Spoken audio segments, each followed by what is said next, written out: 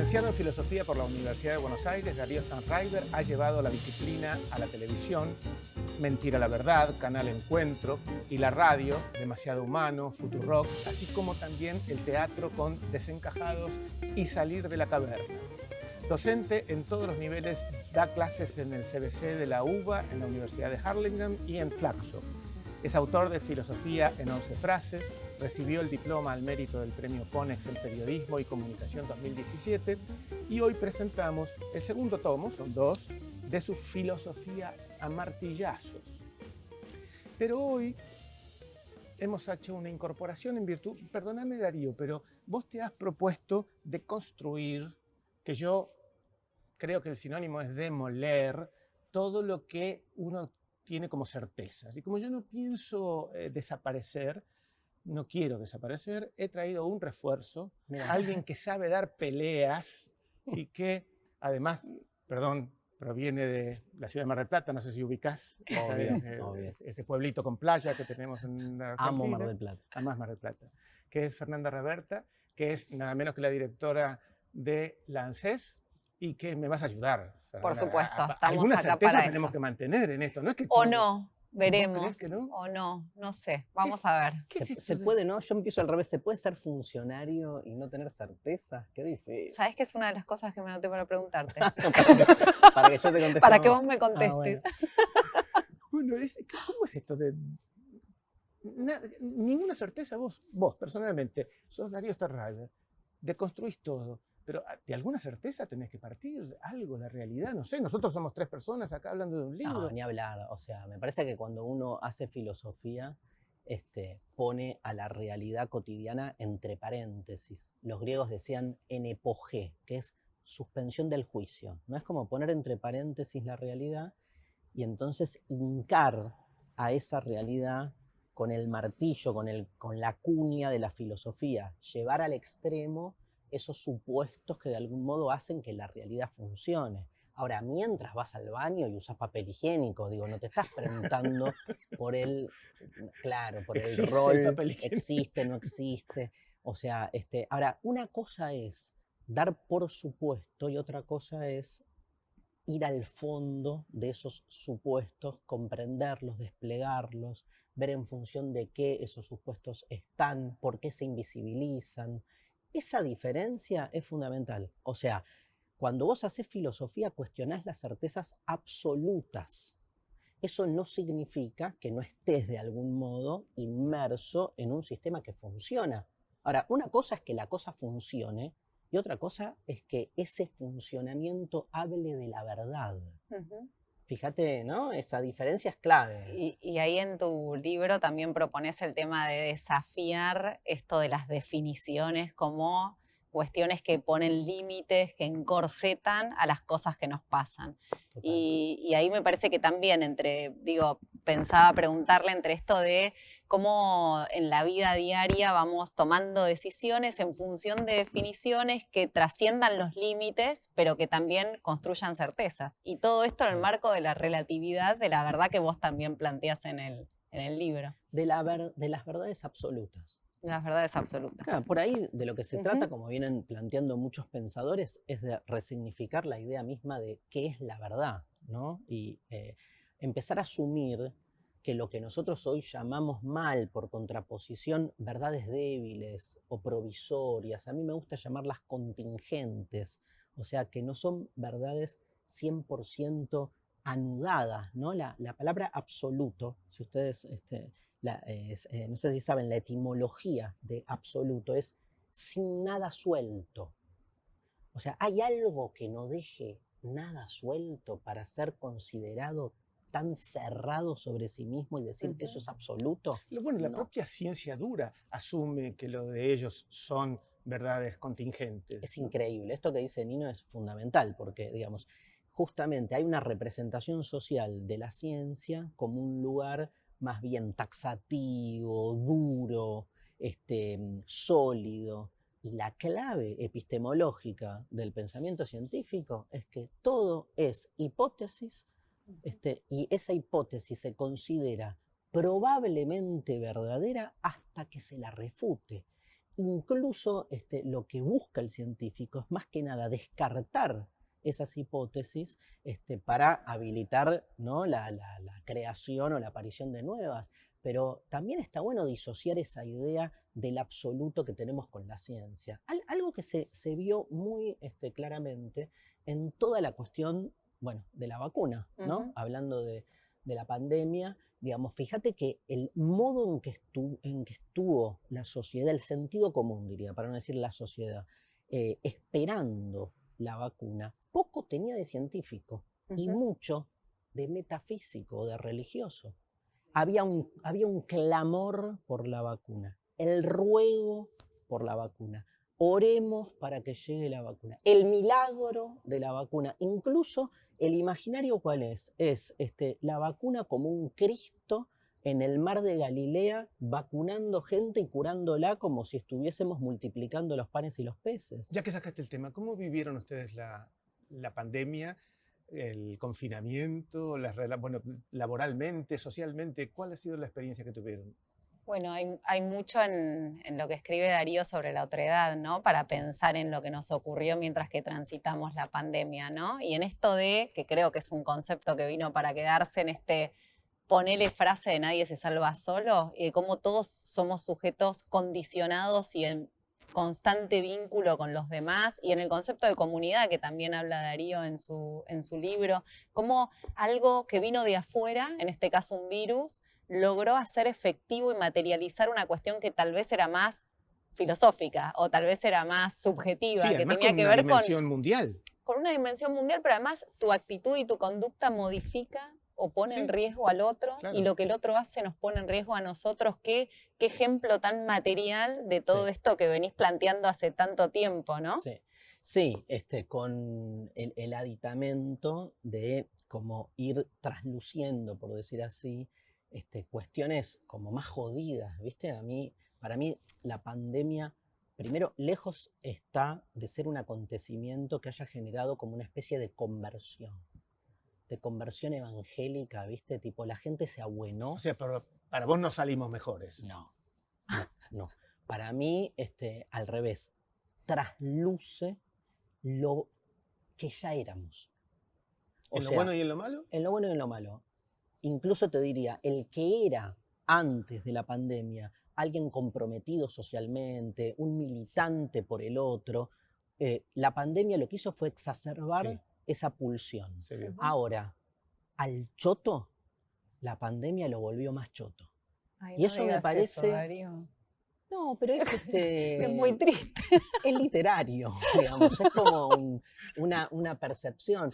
Digamos, yo creo que en términos sociales soy la verdad que soy muy pesimista viendo qué fue lo que se generó en términos de construcción social. ¿Sabes? Ahora, en términos personales, me parece que se dio un fenómeno interesante, que es cómo muchos y muchas vimos socavados los cimientos de nuestros proyectos existenciales.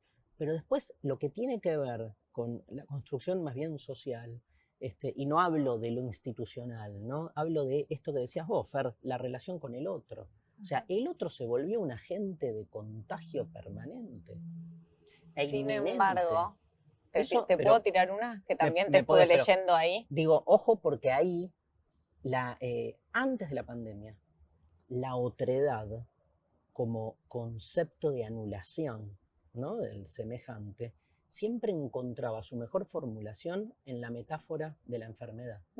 En los grandes exterminios de la historia han hecho del otro un agente de contagio. Ahora se acabó la metáfora, pero permanece esa relación con el otro que es, para mí, lo que hay que trabajar. Es un potencial serio, agresor de uno. Total, claro. Pero, y esto, hay una cosa más, Fer, esto tiene que ver también con la utilización de otra categoría que no es casual.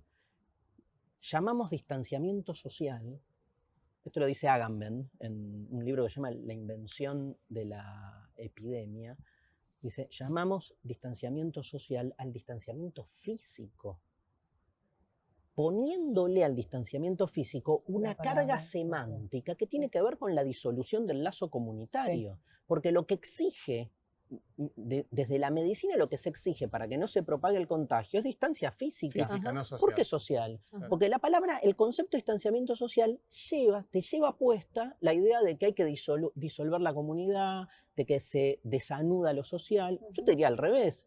Cuanto más distanciamiento físico se necesita para que el virus no contagie, más encuentros sociales. obvio, más comunidad necesitas para que esto, si no es la estupidez de pensar que una comunidad solo se construye en la cercanía a los cuerpos. Bueno, pero yo creo que Fernanda tenía otra mirada con el tema de la solidaridad del de la pesimismo. gente. Sí, del y pesimismo. Bueno, porque... un pesimista es un optimista informado, dicen. Mira. Pero mirá que ver. también leyendo un poquito me encontré con un término que me pareció revelador, que es el tema de... A mí me parece que esto ocurrió, digo, mal llamado este distanciamiento social, hizo que no nos encontráramos, pero buscáramos otros canales de encuentro. Digo, el Zoom, cosas que yo, la verdad, antes de la pandemia no sabía de su existencia, por ejemplo, el Zoom. Y que eso fue logrando transitar en un tiempo que, si nosotros pensamos antes de marzo de este año, creíamos imposible, de imposible cumplimiento, una conducta de imposible cumplimiento en la Argentina, y sin embargo logramos ir, por ejemplo, dándole tiempo al Estado para construir hospitales, siendo cada uno receptivo de la consigna de lo que tenía que hacer. Y ahí me aparece el término que también descubrí por estos días, que tiene que ver con que no desesperamos. Y que no desesperamos nos permitió llegar a la vacuna, porque desesperar, como eso de dejar de esperar, como perder la esperanza. Y todos atados, como vos planteabas, a la vacuna desde un lugar absolutamente separado de la ciencia y lo de aplicarte un virus para inmunizarte, para que el virus cuando te llegue vos tengas las defensas, sino pensado en términos de ¿se va a terminar la pandemia? Podemos seguir esperando que se termine la pandemia porque va a venir la vacuna, entonces no desesperamos. Yo creo que en este año, el 2020, el año de la pandemia, como pueblo, como sociedad, ciudadanos y ciudadanas, no desesperamos. Y me parece que eso fue la clave para no caer en un pesimismo que nos haga daño, digamos, Claro. que fue la clave para sobrevivir. No desesperar, agarrarnos de la esperanza y ver cómo llega la vacuna a la Argentina. Sí, igualmente creo que optimismo y pesimismo son como categorías que nos pueden dar alicientes o lecturas por ahí sobre, digamos, lecturas emocionales, ¿no? Después cuando uno hace un análisis como político, un análisis filosófico y va al hueso, nada, empezás a ver un poco, digamos, cómo se fue armando, desarmando la cosa, ¿no? Es más, son categorías que a veces, las estamos usando acá en esta charla y está buenísimo, pero son categorías que a veces obstruyen que uno pueda ir a fondo con cierto tipo de... Profundidad. Sí, profundidad, de ir a fondo, de pelearse contra sus propios supuestos. Y está bien, porque a veces cuando uno va muy a fondo, lo que se queda como medio destartalado, entonces tenés que aferrarte de algo. Yo creo que optimismo, pesimismo son categorías como neorreligiosas en ese sentido, como la esperanza. Digo, la esperanza en ese sentido, digamos, no surge de ningún otro lugar que no sea, digamos, la cierta irracionalidad, que está todo bien, porque eso también nos constituye como sujetos. Ahora, ¿en qué contribuye la filosofía a ir a la profundidad de los temas? Porque vos he leído que decís, una clase de filosofía no avanza nada, no resuelve nada, no define nada. ¿Ahora qué? Entonces, ¿por qué le tengo que decir a alguien que lea filosofía a martillazo? Porque todo eso que vos das por supuesto como valores positivos son en principio cuestionables y segundo y principal son valores hegemónicos, según mi lectura, que se han instituido como normalidad o como sentido común y que de algún modo estructuran una subjetividad enajenada. O sea, pensar que todo tiene que servir para algo, que todo tiene que ser definible, que todo tiene que dar rédito, que todo tiene que dar ganancia, que todo te tiene que tranquilizar. Eso es directamente un proceso constante de deshumanización. Eso que vos preguntás con buena leche, obvio, como la filosofía me trastorna porque quiero ser un tipo feliz, para la filosofía es exactamente lo contrario. Lo que te va a decir es que la definición de felicidad de la que vos partís, Nino, no es una definición de felicidad autónoma. O sea, vos crees que estás deseando ser feliz y en realidad te están deseando a vos y te están insertando en una red de significados, en un dispositivo, incluso de consumo, porque tiene que ver mucho con nuestra situación, nuestra facticidad, que es vivir en un mundo de satisfacción de consumo que a la larga te genera esa sensación de felicidad. Entonces, ¿queremos ser felices en serio? Primero, corrámonos de las ideas dominantes que establecen definiciones únicas acerca de lo que es la felicidad. Y el mejor lugar donde encontrás eso es en la historia de la filosofía. Porque tenés 200 definiciones de felicidad absolutamente divergentes, ¿sí? Que te muestran que el modo en que hoy la televisión te dice lo que es ser feliz es uno de los tantos, si no el peor, porque es el que a la larga te hace infeliz, ¿no? Si uno muy abiertamente cree que se trata de eso. Imagínate una persona que crea que va a encontrar respuestas para todo, que todo lo que hace tiene sentido, que todo lo que hace tiene que ser útil. Eso básicamente es una persona frustrada, porque después la realidad te lleva puesto. Primero porque te vas a morir en algún momento, o sea que todo lo que hagas no tiene sentido. De ahí para abajo. Entonces, hacer filosofía que parece como algo disparatado o anormal, lo que tiene de anormal, ¿cuántas veces tuvimos esta charla, ¿no? Tantos años. Pero lo que tiene de anormal es cuestionar los parámetros de normalidad que se imponen como si no pudiesen ser de otro modo. Recién estaba pensando cuando vos definías cómo alguien establece tu deseo, bienvenido al capitalismo, ¿no? Bienvenido al desierto del capitalismo, porque en el fondo es un deseo que nunca se satisface, ¿no? La lógica del capitalismo claramente es haber interpretado muy bien la lógica del deseo y la falta, que es que, digamos, estás todo el tiempo consumiendo algo que nunca te termina de satisfacer. Entonces entras en una vorágine de consumo exacerbado que nunca se termina. Y en cada acción, en cada acontecimiento de consumo, alguien gana, que nunca sos vos. No. Y son pocos, ¿no? Esa es la pregunta, ¿no? El libro tiene un capítulo sobre el poder. Sobre el poder, perfectamente. ¿Y qué tiene que ver con eso? Estamos muy acostumbrados a un paradigma del poder tradicional, que piensa el poder, ¿viste?, en términos represivos, como que viene el poder, te reprime. Yo trabajo mucho en el libro a Michel Foucault, que más allá de que se murió en los años 80 y que, o sea, nunca mandó, como digo en el texto, nunca mandó un mail, y parecería como alguien puede tener actualidad si nunca mandó un WhatsApp y te está hablando del poder, pero bueno, eso es lo que tiene la filosofía también, que es una actividad, digamos, inactual, en el sentido de que vos querés, no sé, entender el poder, lees a Foucault, entender la política, lees a Platón, me decís, ¿qué tiene que ver? Y entendés todo. Porque lo que tiene de interesante el lenguaje filosófico es que puede hacer un corte con la coyuntura y navegar por las fronteras, ¿no? Me gusta esa imagen, una pata adentro, una pata afuera. La periferia decís también. La periferia, total. Lo marginal, ¿no? Sí. O sea, no hay libro que a mí me haya resultado más fundamental para comprender lo amoroso que El banquete de Platón. Y es un libro escrito en el siglo IV a.C. Un libro escrito en Atenas, donde la mujer no era ciudadana, donde, digamos, todo lo que se cuenta en ese libro en términos sociológicos no tiene, pero nada que ver con el amor tal como lo vivimos nosotros. Y sin embargo es un libro absolutamente esclarecedor. Pero eso tiene la filosofía. Vos lees un libro científico escrito en la antigüedad y no te sirve. No sirve. O sea, no, un ascensor no funciona leyendo la física de Aristóteles. Ahora, el amor sí funciona leyendo el banquete de Platón. Es muy interesante esa diferencia. Aristóteles, Foucault, pero vos tenés otros filósofos fetiche, ¿no? Nietzsche, Derrida, ¿no? Siempre... Novios, son novios. Son novios, eso. Para mí son novios. ¿Qué es lo que te pega a ellos? Y me erotizan. Son novios, ¿qué quieres que diga? Me tengo que cuidar. Me calientan muy poco texto. Sí. Nos pasa a muchos de los que nos dedicamos a esto. Lo hablaba con Rolón la otra vez, que es que cada vez son menos los textos que te provocan, ¿no? Porque es muy difícil.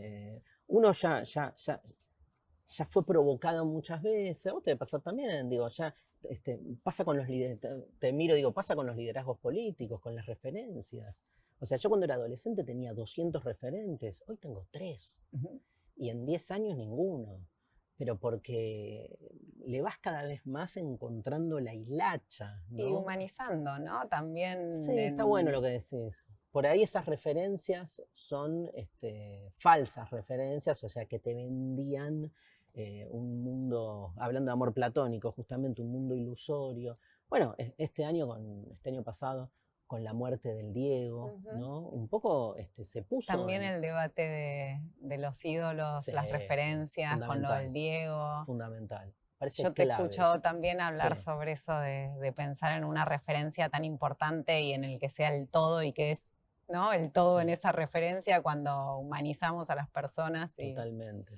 Es que las grandes idolatrías son justamente la negación de lo humano y no es otra de las tantas formas de resignificar de esas, ¿viste? Esas frases. Yo por algo me pongo tan obsesivo con las frases, la frase de Marx y esa idea de la religión como opio, ¿no? Me parece fundamental porque en la época en que Marx escribe este texto, esta crítica a la filosofía del derecho de Hegel y aparece la frase, la religión es el opio del pueblo, lo que Marx dice y lo que se discutía en ese momento era que la crítica a la religión era una manera de avanzar sobre una crítica de todos los aspectos culturales. Es como un hilo conductor, o sea, si vos entendés el andamiaje de la religión, entendés todo. Entendés el mundo del espectáculo, el mundo del deporte, el mundo de la política, porque hay algo en la creación de esas falsas idolatrías, de ese mundo invertido, como dice Marx, que después está presente en todo lo que hacemos. Digo, no adoramos más al Dios judío cristiano, pero adoramos a Messi, o adoramos a una figura del espectáculo, o a un actor, y el problema es la adoración. ¿Y en qué es lo que ponemos en esa adoración que de algún modo expresa algo que nos falta, ¿no? Esa idealización es muy dañina. Porque en todo caso un ídolo, y por eso me parece lo fuerte de Maradona, un ídolo no tiene, o sea, para mí un ídolo tiene que ser alguien como uno. Digo, mis grandes ídolos la cagan, mis grandes ídolos metieron la pata, mis grandes ídolos son contradictorios. Entonces la referencia pasa por otro lado, pero venimos de una cultura religiosa que sigue siendo religiosa en el modo de adorar a los, en este tiempo de espectacularización de la realidad, de adorar a los nuevos protagonistas de ese mundo del espectáculo, que además, Fernanda, y te digo a vos porque sos un animal político, ¿no? En el sentido aristotélico, se llevó puesto a la política también. Entonces vos ves que la política se ha espectacularizado y que son todos como actores que están más pendientes, ¿no? de seguir el guión que se exige para hacer lo que hay que hacer, sabiendo que en realidad el zapping se lleva puesto al voto. Digo, este es el lugar último que hay que pelear para que no suceda, ¿no? Pero es un capítulo específico de la muerte. Sí. Primero, ¿por qué ese capítulo de la muerte? Y segundo, mencionás que Platón decía que sostener la filosofía era aprender a morir. Sí. ¿Cómo se explica eso? Prefiero seguir hablando de política. ¿Sabes qué me imaginé? Hablaba de lo que vos habías Pero escrito. lo podemos a ver. linkear un poquito. Sí, siempre. Aprender a morir es... la frase de Platón es: la filosofía es un ejercicio para la muerte, ¿no? La dice en el Fedón, que es el libro donde se cuenta la muerte de su ídolo, que es Sócrates, ¿no?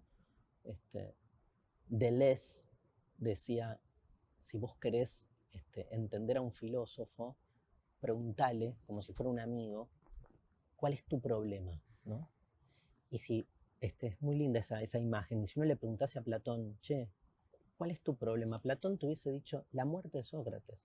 Entonces entendés todo lo que escribe a partir de ese eje, digo, porque después entendés por qué escribió La República, por qué escribió El Banquete, porque toda su vida está atravesada por esa injusticia originaria, que es la injusta sentencia y muerte, en realidad condena, ¿no?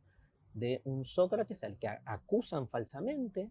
O sea, toda la filosofía de Platón es un intento de resarcir, de redimir una injusticia legal, jurídica, política.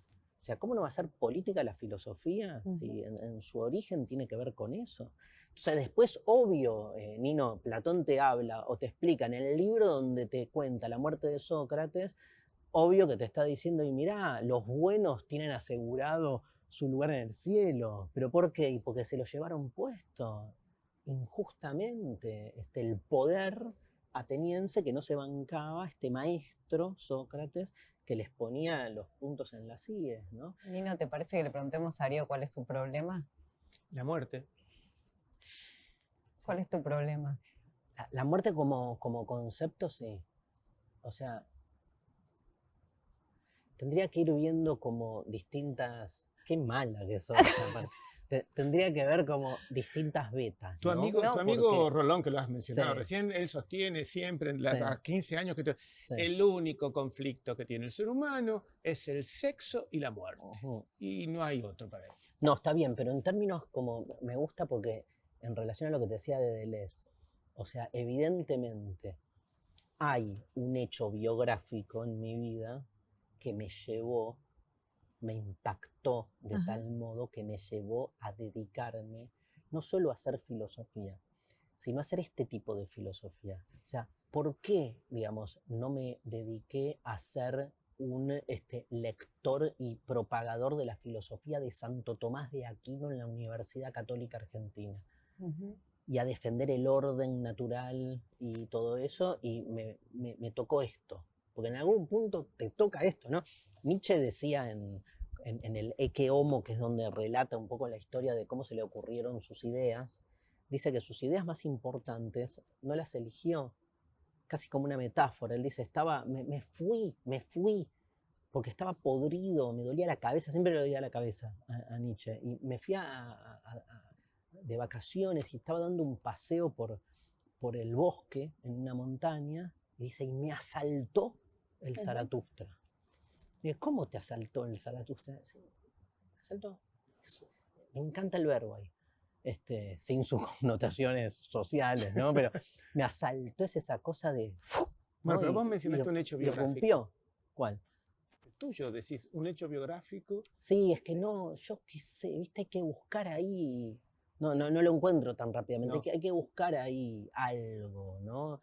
Yo creo que algo de mi formación, yo estudié la primaria en un colegio religioso, entonces no es casual que me haya vuelto tan anti-institucional con la religión. Y no es casual que no haga otra cosa que querer rescatar lo religioso de su corset institucional, que me parece que es quien más daño le hace. O sea, yo no soy un ateo tradicional.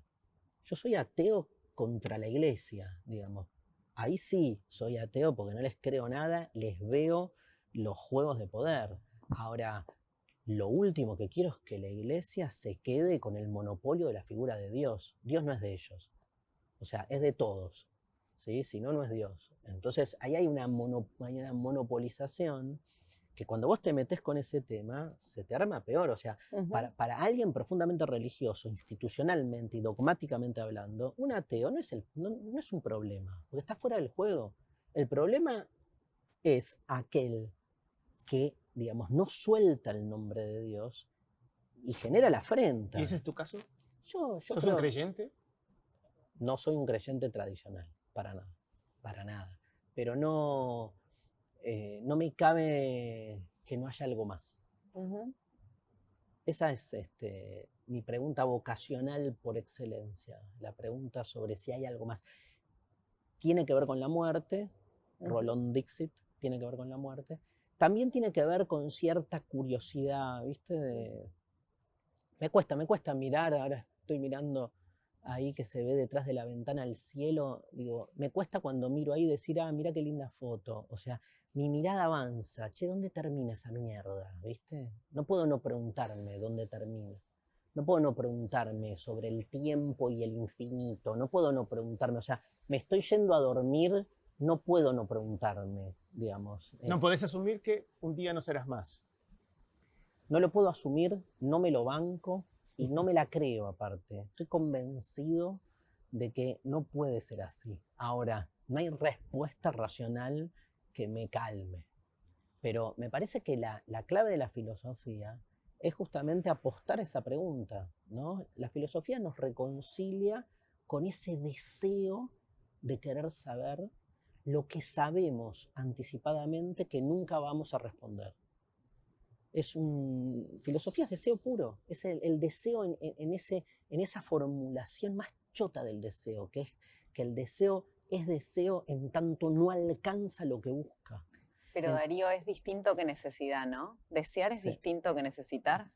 En algún punto sí, porque la necesidad, digamos, más que nada, cuando se trata de una necesidad material, de una necesidad física, ahí no hay con qué darle, ¿no? Digamos, siempre se ha discutido esto, ¿no, Fernanda? A mí muchas veces me han corrido por, digamos, como diciendo, bueno, puede hacer filosofía el que no se caga de hambre, ¿no? Y esto aparte, desde este lugar que es, bueno, un obrero que labura todo el día, ¿qué preguntas se hace? Todas. Las mismas. Obvio. Por eso estamos acá, Fernanda y yo, pero digo, hermanades. la necesidad me parece que supone algo que vos podés resolver y el deseo me parece que es más dinámico, ¿no? Como que te lleva...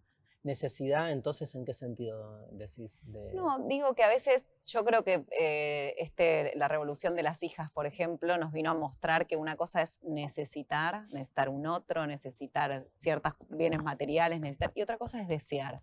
Que desear se impone desde otro lugar, desde el ejercicio de disfrutar, desde proyectarse, desde soñar, desde tener cuestiones como con horizontes más lejanos, incluso más dinámico, ¿no? Sí. Porque con otra... En cambio, la necesidad pareciera más acotado y me parece que esta generación que viene en nuestras hijas me parece que nos pone ese desafío sobre la mesa. Sí, todo es relacional, ¿no? Digo, por lo menos el tipo de lectura que a mí me gusta hacer de la realidad siempre supone tramas y relaciones. Entonces, no es que hay un deseo en sí mismo igual para todos. O sea, evidentemente, no sé, alguien que vive, como el caso que vos decís, ¿no? Que vos traes, y que estamos viviendo estos años de una revuelta feminista, que es una revuelta del deseo, que es una revuelta, como dice mi amiga Pecker, de la mujer como sujeto deseante. Exactamente. ¿No? Que el Monseñor Aguer la salió a correr hablando de la iglesia a Luciana diciéndole, esa palabra no existe, como diciéndole, ¿no? Está todo como mal entramado. Mira vos, así como han negado el lugar de la mujer, hasta se le niega, ¿no? La palabra y lo que se nombra. Pero me parece que una cosa es, ante la imposibilidad del deseo, la emergencia de ese deseo. Entonces ahí tiene un valor hermoso, o sea, deseemos. El deseo es fascinante. El tema es darnos cuenta que ese deseo, digamos, en algún momento nunca termina de ser planificado y entonces lo que te genera de positivo, de hedonista, ¿no? de gozoso, también te genera en términos de dolor, ¿no? No deja de generar una perturbación, ese deseo, porque el deseo siempre es deseo de una falta que nunca se colma. Entonces tiene ese costado. Si no es pensar que el deseo es algo siempre hermoso, pero entonces, digamos, no estás viendo ese otro costado que es constituyente de la idea de deseo. Porque si vos decías algo, Fernanda, es porque te falta. Y esa falta te duele. Y si hablamos del deseo, el otro no puede faltar. Pero hay una clase, que es uno de tus capítulos, que es Amigos y Enemigos, el otro. Sí. A mí ese capítulo me gustó particularmente, supongo que también. Sí, claro, por eso me vine. Amistad. El alien, el otro radical. Claro, si estuviéramos vos solo en un mundo, ¿qué pasaría? El otro desaparece. Sí. Estoy tentado a hacer el chiste. Seríamos felices. No. Claro. Aparte, ¿el otro existe realmente o toda tu vinculación con el otro no es siempre un vínculo con lo que proyectás de vos en el otro. Hay un lugar donde si uno se pone a hacer filosofía, volviendo a esa pregunta que me hiciste al inicio, y escarbás y te vas al carajo, te vas al extremo. Y uno siempre se relaciona no con el otro en tanto otro, sino con lo que uno necesita que el otro sea.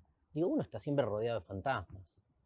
Entonces, no sé si es muy distinto ese mundo donde uno está solo de muchas personas que no pueden sino vivir como si estuviesen solos, porque hacen de los otros solo medios o accesorios para su propio desarrollo, ¿no? ¿Pasa y eso expansión. en la política, Fernanda? Me refiero al otro, al enemigo, a lo que yo proyecto, a cómo lo configuro, cómo me sirve Por supuesto, la política y la filosofía están muy emparentadas. Sí. Porque sí, claro que sí. Creo que incluso hay una cita en el libro que dice el tema de que en la política se hacen amigos, ¿no? Sí. Contás ahí. Sí, por supuesto, muchos amigos. Y por supuesto, en el capítulo del poder, que a mí me gusta siempre asociarlo con el poder de las ideas, también aparece esta idea de la disputa y del ejercicio del poder. Y por supuesto, en las discusiones y en las disputas hay con quienes celebrás amistad y con quienes encontrás la manera de encontrarte y de interpelarte a vos mismo con lo que el otro piensa, con su idea. Y por supuesto, estás con quien discutís y debatís las ideas. Y ese ejercicio que está planteado filosóficamente en el libro, pero que es el ejercicio de la política, es más o menos el caminito del ejercicio diario y cotidiano. Yo creo que pensando que si no existiera el otro, no existiría la palabra. Sí. ¿No? No. Bueno, las palabras son un código de comunicación. Claro. Pero a veces, viste que uno habla como si hablara para uno mismo, y no le importa que hay un otro que recibe y que te la devuelve, ¿no? Pero como suele decir la filosofía de la otredad, Levinas, Derrida mismo habla mucho del tema, hagas lo que hagas, siempre en algún momento el otro irrumpe, te toca la puerta. Y te tenés que hacer cargo de algo, de una respuesta, ¿no? Vos le preguntabas a Fernanda la relación de la política con el otro, y eso define modelos. Hay modelos que hacen del otro un instrumento para la expansión de un proyecto propio, y hay modelos de la política pensados y ejecutados específicamente en función del otro. Yo no creo que la política tenga sentido si no es para y por el otro. Si no, es negocio, ¿viste? Es negocio propio o expansión de poder, pero digamos, y me siento de algún modo identificado históricamente siempre con aquellos movimientos políticos que han pensado su quehacer, su práctica constituyente en función del otro. A veces la habrán hecho mejor, peor, pero me parece que hay algo ahí, y subrayemos una palabra que para muchos está vetusta, hay algo ideológico que marca, digamos, el lugar en el que uno se siente cómodo, se siente parte, ¿no? Yo no puedo pensar la política si no tiene que ver con eso, con encontrar la política y la democracia, digo, que básicamente de eso se trata, encontrar en cada momento histórico quién es ese otro que está quedando afuera. Entonces, para mí la militancia política tiene que ver con eso, con estar con la sensibilidad necesaria para poder percibir quiénes son hoy los otros. Y los otros son los que están afuera. Y si están afuera es porque no los vemos. Son otros porque no los visualizamos. Si los visualizáramos ya no serían otros. Y creo que en la Argentina han habido han habido pocos momentos históricos donde el otro se volvió sujeto político, sujeto de la historia. Y esos pocos momentos obviamente han concitado una confrontación muy fuerte, ¿no?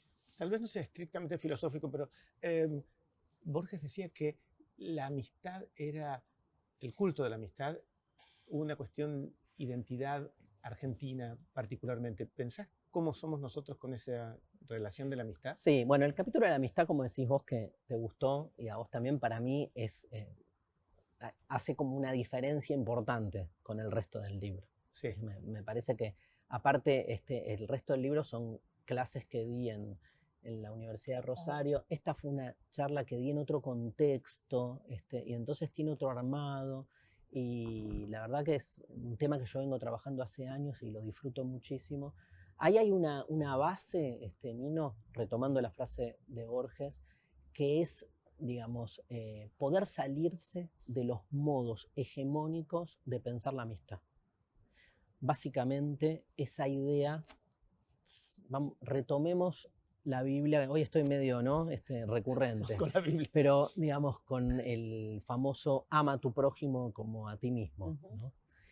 Una frase que deconstruimos absolutamente por muchas, digamos, cuestiones, pero me quiero detener en la cuestión del prójimo, porque hay una idea de que la amistad tiene que ver con ser amigo de alguien semejante, cercano, alguien con quien compartís algo, ¿no? Y de algún modo es como un poco lo que la Biblia imparte, esta idea de que a nosotros nos pasa, nuestros amigos son seres básicamente muy parecidos a nosotros. Aristóteles definía la amistad como un amigo es mi otro yo. Es una frase, digamos, concreta y contundente. Es como un otro yo, porque claramente es muy parecido a mí. El tema es, ¿qué me nutre alguien que sea tan parecido a mí? Si crecer tiene que ver, creo yo, básicamente con poder salirse uno de sus propias limitaciones. Entonces viene acá mi novio, Nietzsche, y en el Así habló Zaratustra tiene un capítulo que se llama Del amor al prójimo, que es una demolición de la frase, el 11º mandamiento, y dice, yo no les aconsejo el amor al prójimo, o sea, al próximo, porque prójimo significa cercano, semejante, sino el amor al lejano, dice Nietzsche, al extraño, al extranjero, ¿no? Hay otra lógica ahí, donde la amistad, ¿quién es ese extraño, ese monstruo? ¿Quién es ese, ¿no? Ese cabecita negra, diríamos, en este país tan, digamos, metafórico? Ahí hay un otro que me parece que la amistad, por lo menos en términos políticos, tiene que ver más. En términos políticos puede haber amistad entre personas ubicadas en extremos del arco ideológico. Amo esa pregunta. Yo quiero saber si puede haber sexo entre dos personas. Eso seguro. Eso obvio. Eso no seguro. Pero no creo. Sí, ¿cómo que no? No creo. Sí. No, antagónicos, no creo. ¿Tenés amigos en el arco opositor? Sí, claro, sí. Y cuando, digamos, en la Argentina tenemos la desviación de correr algunos límites en relación a qué es el arco opositor, claro, ¿no? claro, Tenemos claro. como algunas cuestiones. Claramente tengo, digamos, una historia que dice que los que son enemigos porque cometen crímenes de lesa humanidad, la profundidad de los actos de quienes piensan distinto no es pensar distinto, digamos, es otra cosa. Es correr el límite de lo que la democracia prevé, que es que haya quienes pensamos de una manera y quienes pensamos de otra.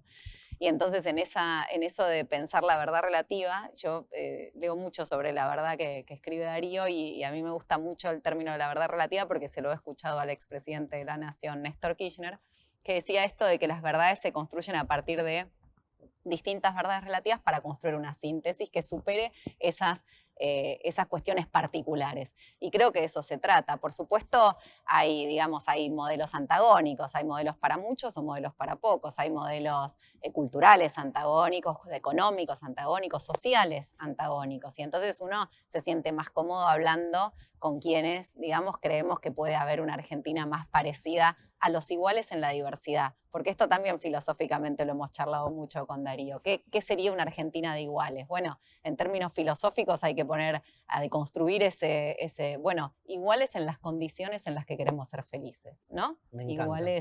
Iguales en las oportunidades para agarrarnos de herramientas que nos permitan desarrollarnos. Y ahí también está en el concepto de comunidad en el libro, aparece esta cuestión de deconstruir la idea de si es desarrollarse uno para desarrollar la comunidad, si es desarrollar la comunidad donde nos desarrollamos las familias, las personas que intervenimos en esa comunidad. Bueno, en esa discusión se trata el ejercicio de la democracia. Y en la democracia tiene que haber lugar para todos y para todas, para los otros, para los que piensan iguales, para los que piensan distintos. Bueno, ¿Qué lectura del libro? Gracias. sí, con Sí. profundidad. No, en serio. en Y serio. decir que no hablamos de lo contemporáneo, el primer cierto, que capítulo, la primera falta ese clase era capítulo. contemporánea. Sí. Quiero contestar esto también. O sea, mi mejor amigo es alguien que está en las antípodas de la política partidaria en la que estoy yo. Y hay veces que hablamos de política y hay veces que decidimos no porque nos matamos, obviamente. Pero es mi mejor amigo. Ujú. Y no tengo coincidencias en ese lugar. Y tengo un montón de compañeros y compañeras con los que tengo coincidencias en términos ideológicos, militantes y políticos, Que no sos tan que no amigo. soy amigo Ujú. ni me interesa hacerlo y que no, nada, digo, porque pasa por otro lado también. ¿Es un amigo de la infancia? No, Ah. no, es un amigo de la facultad, pero... No, porque uno podría entenderlo más, ¿no? Porque También, el cariño sí, sí. y el afecto. Pero bueno, tengo amigos hinchas de gimnasia, por ejemplo, que es como más compasivo eso, pero no importa. Te cuento que se supone que yo soy de gimnasia. Y te digo, se Cierto, supone... tenés razón. Yo también. Sí, porque mi padre que estudió en La Plata era de gimnasia y entonces... Vos sos de gimnasia, Mi mamá era jugadora de vóley, de Mira. gimnasia, del puedo Lobo. creer. Sí. Dos de gimnasia. sí. Nunca vi tanta También se Gimnasia, supone, gimnasia. porque de fútbol no sé Claro. nada, Darío, Dar hago que platense de soy. gimnasia, todo eso suma, por eso que la invitamos. Bueno, chicos, estuvo lindísima la charla. ¿Cómo terminó? Y No, sí, no ¿qué va a ser? vale. Tenemos 40 segundos más. Mira. Te podría hacer la pregunta de muchos colegas. ¿Cuál- Algo que no te pregunté y te hubiera gustado que te No. pregunte, contame. Creí que ibas a decir, ¿cuál es el sentido de la vida? Me falta una pregunta. Gracias, Nino, es No. un placer hablar con vos. Lo mismo para Siempre. mí. Gracias, mejor. Fernanda. No, en serio, gracias a vos. Un Y placer. muchas gracias a ustedes. Esta ha sido la última de las charlas del ciclo Verano Planeta 2021. Y gracias por haber estado. Gracias a los 12 autores que estuvieron formando parte de este ciclo y a ustedes que estuvieron del otro lado. Nos veremos seguramente en la edición del año que viene, que va a ser las bodas de plata del ciclo Verano Planeta. Gracias por estar.